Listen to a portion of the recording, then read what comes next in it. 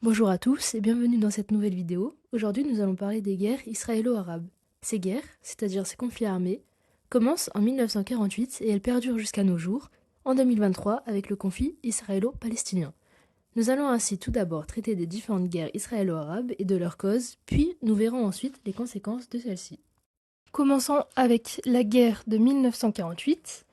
Alors, la guerre de 1948, également connue sous le nom de la première guerre israélo-arabe, a été un conflit majeur qui a éclaté peu après la création de l'État d'Israël le 14 mai 1948. Les pays arabes voisins, notamment l'Égypte, la Jordanie, la Syrie, le Liban et l'Irak, ont immédiatement envahi Israël en signe de protestation contre sa création. Les causes de la guerre étaient multiples, englobant des revendications territoriales, des tensions religieuses, ainsi que des rivalités politiques. La guerre a duré environ un an et s'est terminée par des accords d'armistice en 1949. Israël a réussi à augmenter son territoire par rapport aux frontières établies par la partition des Nations unies en 1947. Les lignes de combat deviennent donc les nouvelles frontières. Ainsi, Israël augmente son territoire de 6 000 km².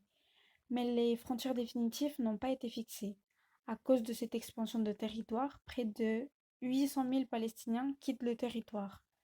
La guerre a eu donc un impact significatif sur la région. Cette instabilité se traduit par des guerres civiles avec des répercussions durables, donc des interventions classiques militaires auraient lieu les années suivantes. La guerre de Suez, qui est à la base la crise de Suez, qui a culminé en une guerre en 1956, est un événement majeur de l'histoire contemporaine.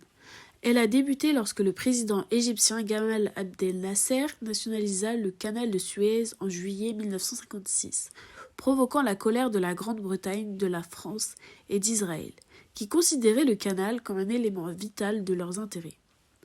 En octobre 1956, Israël a envahi la péninsule du Sinaï, suivie de près par une intervention militaire conjointe de la Grande-Bretagne et de la France pour tenter de reprendre le contrôle du canal de Suez. Cependant, la pression internationale, en particulier des États-Unis et de l'Union soviétique, a contraint ces pays à se retirer de l'Égypte. La crise de Suez a marqué le déclin des empires coloniaux britanniques et français, tout en renforçant la position de l'Union soviétique et des États-Unis dans la politique internationale. Elle a également souligné l'importance croissante des États arabes dans les affaires régionales. Suite à cette guerre, plusieurs pays arabes décident de rompre leurs relations diplomatiques avec la France et la Grande-Bretagne. De cette manière, les puissances européennes font face à un grand affaiblissement à cause des dégâts qui a causé la Seconde Guerre mondiale et la décolonisation des pays arabes. La guerre des 6 jours est un conflit majeur qui s'est déroulé en juin 1967 entre Israël et plusieurs de ses voisins arabes, notamment l'Égypte, la Jordanie et la Syrie. Les tensions avaient augmenté en raison de multiples facteurs, notamment les querelles territoriales, les provocations politiques et les craintes d'Israël concernant une attaque imminente. La guerre a commencé le 5 juin 1967 lorsque l'armée israélienne a lancé une série de frappes aériennes préventives contre les bases militaires égyptiennes. Les forces israéliennes ont rapidement pris l'ascendant et ont conquis des territoires importants, notamment la péninsule du Sinaï, la Cisjordanie, Jérusalem-Est et les hauteurs du Golan. La guerre des 6 jours a eu des conséquences significatives sur la définition des frontières et l'équilibre de pouvoir au Moyen-Orient. Elle a conduit à l'occupation israélienne de territoires palestiniens et a laissé des séquelles profondes dans la région, contribuant au conflit ultérieur. Cette guerre est notamment connue pour sa courte durée ainsi que pour l'ampleur des victimes. En Égypte, par exemple, on compte environ 150 000 personnes mortes ou blessées. On compte près de 5 000 prisonniers. L'armée syrienne perd de même 2 500 soldats. 500 soldats sont capturés par l'opposition et environ 5 000 blessés. Du côté israélien, il y a eu près de 800 morts, 2 600 blessés et 15 militaires prisonniers. Suite à cette guerre, aucun accord est signé par le camp arabe. Le président égyptien évoque dans son discours la mise en place d'une guerre d'usure. La guerre du Kippour, également connue sous le nom de guerre d'octobre 1973, a été un conflit majeur au Moyen-Orient qui a éclaté le 6 octobre 1973, jour de la fête juive du Kippour. Les belligérants étaient Israël d'un côté et une coalition de pays arabes, principalement l'Égypte et la Syrie de l'autre.